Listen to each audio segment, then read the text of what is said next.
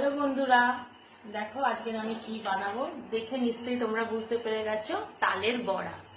তালের বড়া করার সময় আমরা যে যে জিনিসগুলো আমি মিশিয়ে নিয়েছি অলরেডি আগে, এর মধ্যে তালের সঙ্গে আমি মিশিয়েছি ময়দা, সুজি, চালের গুঁড়ো, নারকেল কুড়ো, তারপর চিনি, সামান্য পরিমাণে নুন এবং কালো জিরে। এটা মিক্স করে আমি 1 ঘন্টা রেখে দিয়েছি।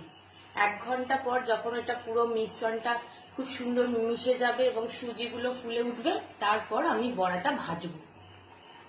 বন্ধুরা, তেলটা আমি দিয়েছি, তেলটা মোটামুটি গরম হয়ে গেছে। এবার আমি আস্তে আস্তে দেব।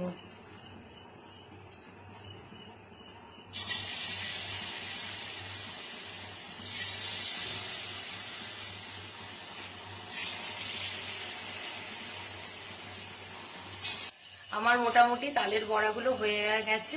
এবার আমি এগুলোকে আস্তে আস্তে করে গ্যাস আস্তে করে দিয়েছি এবং এগুলোকে নামিয়ে নেব।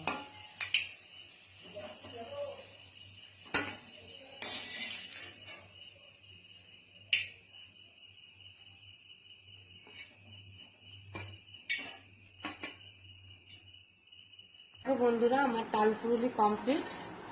এবার তোমরা কমেন্ট করে বলো যে কাদের তোমাদের তালের বড়া